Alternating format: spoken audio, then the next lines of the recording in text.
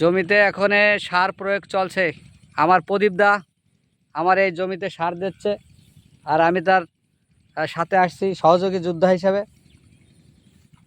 দেখি, যেহেতু জমিতে মাজরা পোক লেগে গেছে, কালকে স্প্রে করা লাগবে। আমার মন্টু দোস্ত খুঁজে বেড়াতে হবে, যে কোনো কায়দায় যে কোনো ওয়েতে হোক। আমার মন্টু দোস্তর কিন্তু লাগবে আমার কাছে। আমি চিন্তায় আছি যে দোস্ত কি আমার এই কাজটা করে দেবে কিনা। তারপর চেষ্টায় থাকবে কালকে দিনের মধ্যে মাজরা পোকের ইয়াটা দিতে হবে। দেখা যাক কি হয়। আর প্রদীপ দা, তুমি খেয়াল করছো যে এই সাইডে কত ঘাস, আলির পাদ্দে ঘাস আছে না?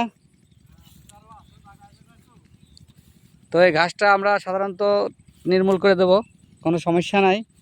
কিন্তু ধানে যে মাজরা পোক লাগছে এটা বোঝা যাচ্ছে, কেটে কেটে শেষ করে দিচ্ছে।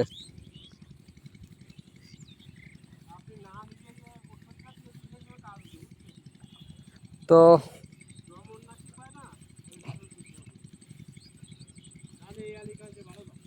দেখা যাক কি অবস্থা, দেখায় আপনাদেরকে।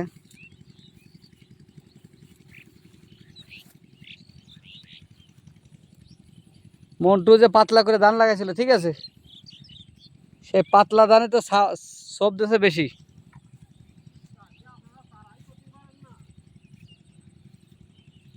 দর্শক দেখায়, মূলত এলো আমার জমি,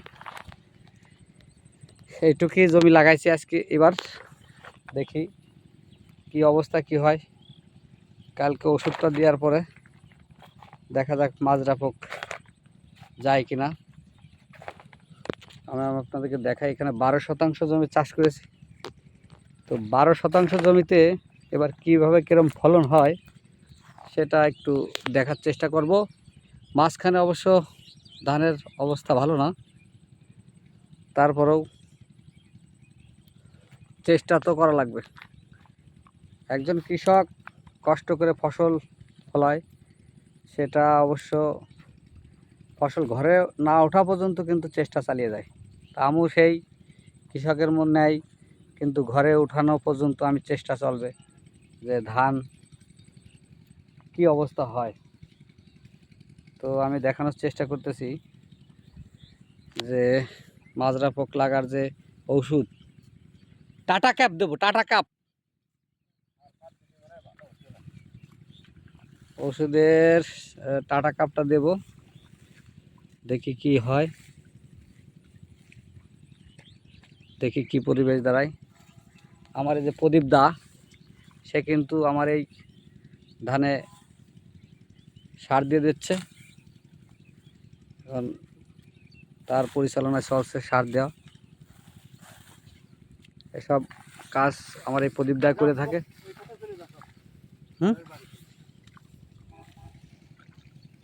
দেখা যাক কি পরিবেশ দাঁড়ায়। তো দর্শক, এই আপডেট দিলাম। কালকে ওষুধ দেওয়ার পরে আবার 15 দিন 20 দিন পরে আপডেট দেব, কি পরিবেশ ক্ষেতের কি অবস্থা দেখবো ইনশাল্লাহ। সবাই ভালো থাকবেন, আর কৃষকের জন্য দোয়া করবেন। কৃষক হচ্ছে জাতির শ্রেষ্ঠ সন্তান। এই কৃষক আছে বলে আজকে বাংলাদেশ টিকে আছে। আর এই কৃষকের ফসল তৈরি করে বিধায় আজকে আমরা খেয়ে বেঁচে আছি। কারণ দেখেন, অন্যান্য দেশে কিন্তু কৃষি ফসল হয় না, সেসব দেশে কিন্তু কৃষি ফসল কিনে খাওয়া লাগে। তা আমাদের দেশে কিন্তু কিনে খাওয়া লাগে না।